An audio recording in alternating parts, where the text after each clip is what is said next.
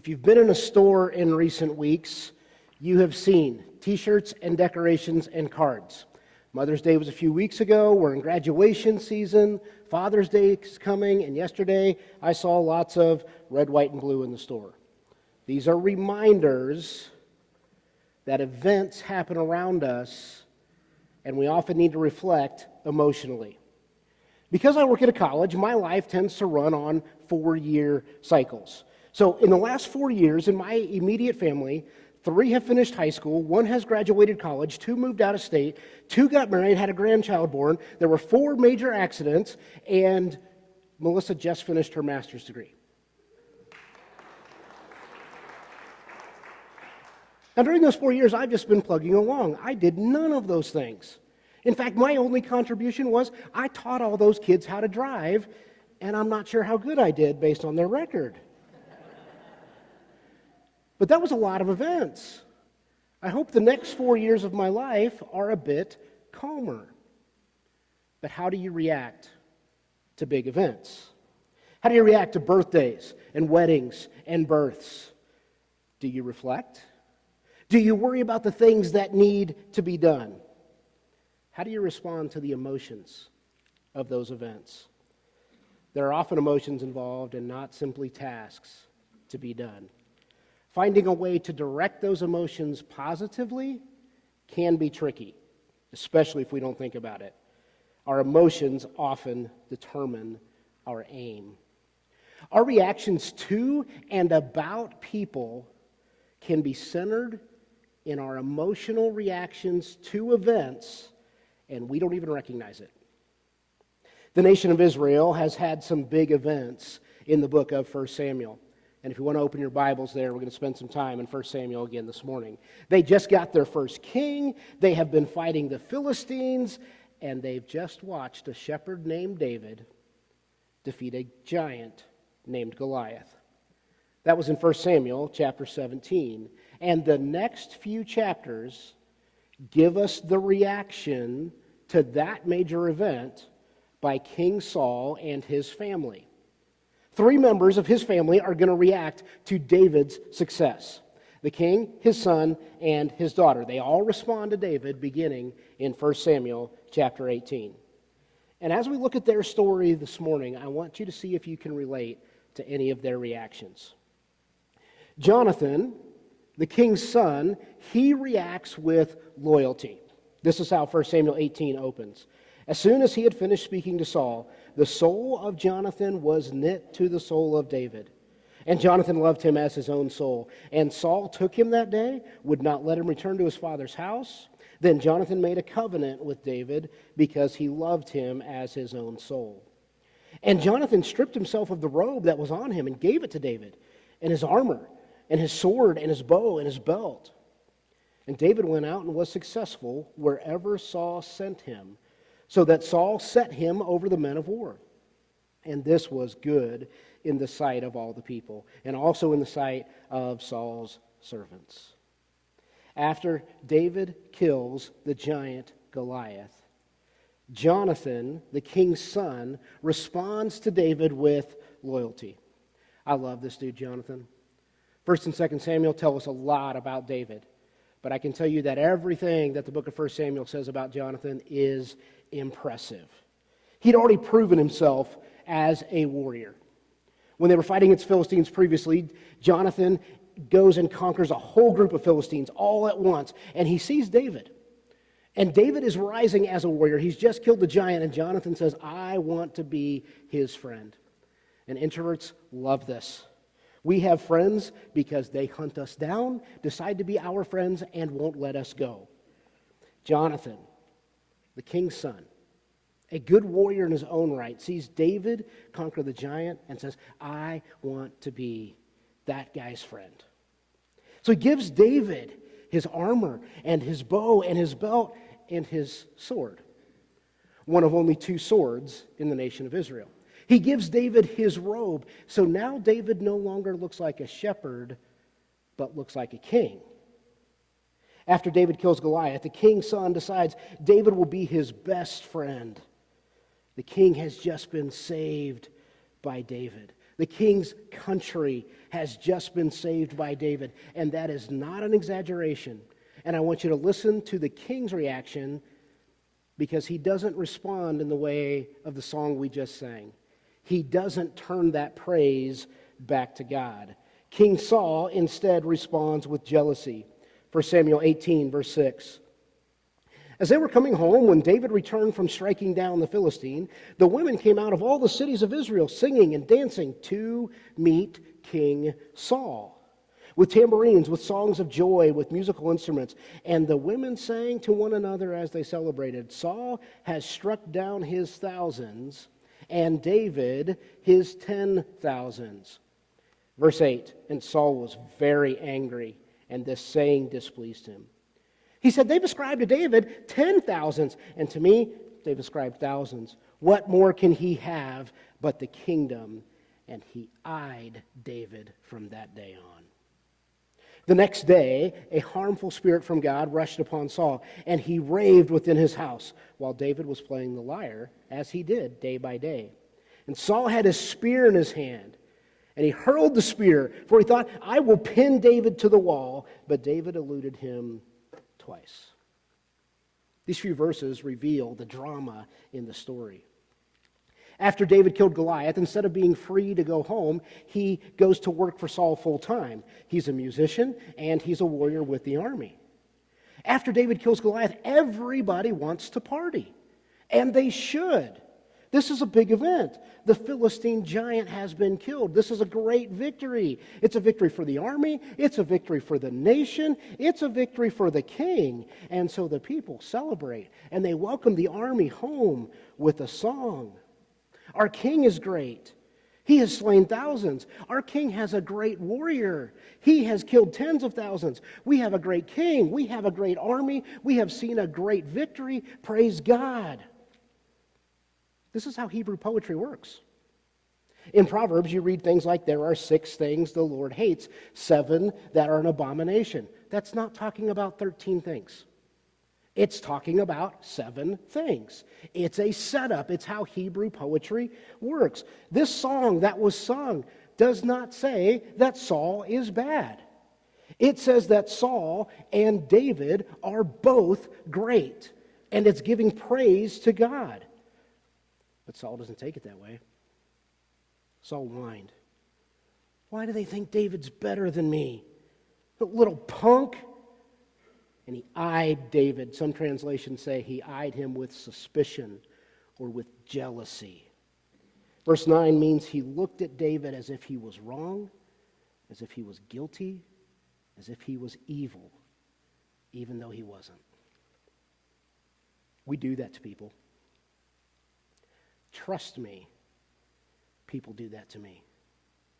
If you presume to stand in front of people and teach Bible, you will be accused of having an agenda, and you will be accused of just getting the Bible wrong. I work hard on this, but we do this.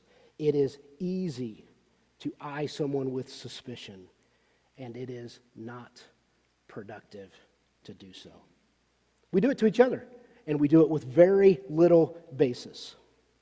How do you respond when another has success in the Lord?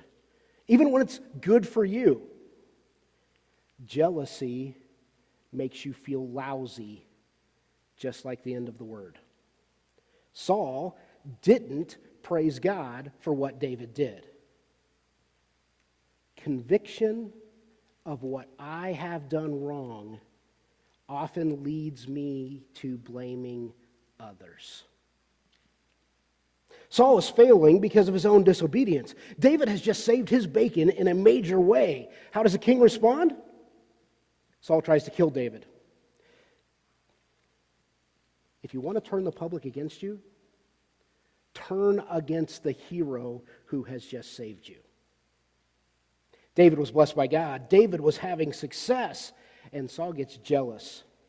Verse 12, Saul was afraid of David because the Lord was with him, but had departed from Saul. So Saul removed him from his presence and made him commander of 1,000. And he went out and came in before the people, and David had success in all his undertaking, for the Lord was with him.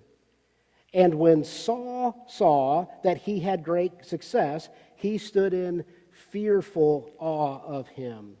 But all Israel and Judah loved David, for he went out and came in before them. Have you ever acted just a little bit like Saul? Why did Saul put David in the army? Is it because he's good at it? Well, that's true. David is a good warrior. To get him out of the way? Yes, and to really get him out of the way.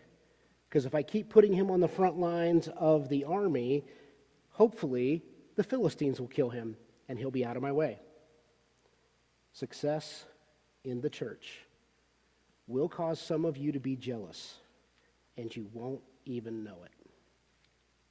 How do you react to big events? What are the emotions that drive you? Our emotions often determine our aim. This is a story about the king's son, and also the king's daughter. The king's son, he's loyal.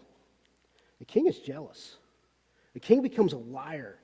He promises David his first daughter, but then he gives her away to another. And I got to tell you, I hope that man treated her well, because dad's not treating her very well. But he's got a second daughter, and she falls in love with David. Michal is the king's daughter, and she responds to David with love. Now Saul's daughter Michal loved David, and they told Saul, and the thing pleased him. And Saul thought, let me give her to him, that she may be a snare for him, and that the hand of the Philistines may be against him. Therefore Saul said to David a second time, you shall now become my son-in-law. The king has another daughter. She falls in love with David, and all God's people said, aww. This is better than a political marriage. This is better than settling a debt, right? Nope. The king still sees it as an opportunity to kill David. So the king makes a deal with David. You don't need money. You don't need land. You don't need livestock to marry my daughter. Time out. David has already paid the bride price. That was part of killing Goliath. But Saul makes a new deal with him. Tell you what. Just got to stop a minute. This is a terrible love story. Because the way Saul treats his daughters is terrible. Tell you what, David, here's what you do. You just go kill 100 Philistines and you can marry my daughter. Remember I said that Jonathon was a great warrior. Earlier, Jonathon had taken one servant and the two of them had killed 20 Philistines. David now has the loyalty of the army. So he takes men and they go and kill not 100, but 200 Philistines. Does Saul celebrate the victory? Does Saul honor David? Does Saul celebrate the wedding of his daughter? Verse 28, but when Saul saw and knew that the Lord was with David and that Michal, Saul's daughter, loved him, Saul was even more afraid of David. And Saul was David's enemy continually. Then the commanders of the Philistines came out to battle, and as often as they came out, David had more success than all the servants of Saul, so that his name was highly esteemed. You have the king who's jealous. You have the king's son who is loyal. He is David's best friend. The king's daughter is David's wife. I got to tell you, as a dad, this sounds amazing. But our emotions easily get the best of us. And the drama in the story is going to develop into tension between Saul and his son Jonathon. See if you can relate to either one of those two as we jump into chapter 19. Saul spoke to Jonathon, his son, and to all his servants that they should kill David.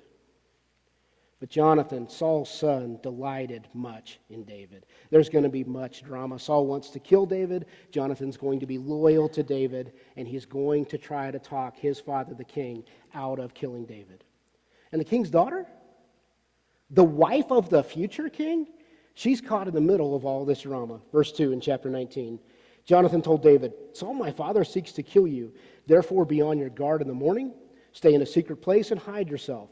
I will go out. I will stand before my father in the field where you are, and I will speak to my father about you. And if I learn anything, I will tell you. Verse 4, and Jonathon spoke well of David to Saul his father, and said to him, let not the king sin against his servant David, because he has not sinned against you. because his deeds have brought good to you. For he took his life in his hand, and he struck down the Philistine, and the Lord worked a great salvation for all Israel. You saw it and rejoiced. Why then will you sin against innocent blood by killing David without cause?" And Saul listened to the voice of Jonathon. Saul swore, "As the Lord lives, he shall not be put to death." Jonathon called David. Jonathon reported to him all these things, and Jonathon brought David to Saul, and he was in his presence as before. Can you be like Jonathon and speak up when someone else is insulted? That is so important in the kingdom. But the story's not done. Verse 8. And there was war again. David went out and fought with the Philistines and struck them with a great blow so that they fled before him. Then a harmful spirit from the Lord came upon Saul. He sat in his house with his spear in his hand. Does this sound familiar? As David was playing the lyre, and Saul sought to pin David to the wall with the spear. But he eluded Saul so that he struck the spear into the wall, and David fled and escaped that night. There are lots of oaths in this passage. As sure as I live, as sure as the Lord lives. That's bigger. Because the Lord surely does live. He surely does exist. And there's one more we're going to see. May the Lord punish me if I don't do what I say. That's the biggest oath formula for the Hebrews. Saul vows not to kill David. Of course Jonathon is right. Of course David has brought much good to the king and to the country. So Saul swears not to kill him. And then David goes back to battle. And of course, David has success again, and he returns as a musician, and Saul plays another round of pin David to the wall with a spear. This is becoming a pattern. Jonathon is loyal. The king is a liar. And if you read all the way through chapter 19, you're going to see that the king's daughter gets sucked into this cycle again. David's wife loves him so much that she defies her father to keep the king alive. The rest of chapter 19 tells an interesting story. You can read this on your own. When David runs from Saul, he first goes and stays with Samuel the prophet, and Saul sends soldiers, but God's Spirit will not allow harm to come to the prophet or the new king. So you're David. Is David good with Saul or not? Well, Saul keeps trying to kill David. He sends him to war to die. He actually tries to kill David in his own house with his wife Michal's knowledge. And he keeps playing his favorite game of pin the singer to the wall. But he's promised not to kill him. Is David good with Jonathon? The answer to that question is absolutely. And the relationship between David and Jonathon is best captured in chapter 20. David has been back and forth with Saul. And in chapter 20, Jonathon assumes David and Saul are okay, and David knows better. So these best friends meet to talk about it. David sets up a test. I'm one of the king's generals. It's feast time. I'm expected to be at the feast, but I'm not going to show up. And Jonathon, I want you to see what your father does when I don't show up. So for 2 nights in a row, David doesn't show up at the feast, and Saul asks his son Jonathon, "Where's your best friend?" Jonathon offers an excuse, and the king loses it. All the way down in 1 Samuel chapter 20, verse 30 says this, "Then Saul's anger was kindled against Jonathon. And he said to him, 'You son of a perverse and rebellious woman.'" That's his wife. "Do I not know that you have chosen the son of Jesse to your own shame and to the shame of your mother's nakedness? For as long as the son of Jesse lives on the earth, neither you nor your kingdom shall be established." That's true. "Therefore send and bring him to me, for he shall surely die." Then Jonathon answered Saul his father, "Why? Why should he be put to death? What has he done?" But Saul hurled his spear at him to strike him. So Jonathon knew that his father was determined to put David to death. Saul's anger and jealousy lead him to play his favorite game, And this time, he tries to pin his own son to the wall. He even insults Jonathan's mother, his own wife. Is it possible that our emotions are ever directed at the wrong people? Saul knows that David will be the next king instead of his son Jonathan.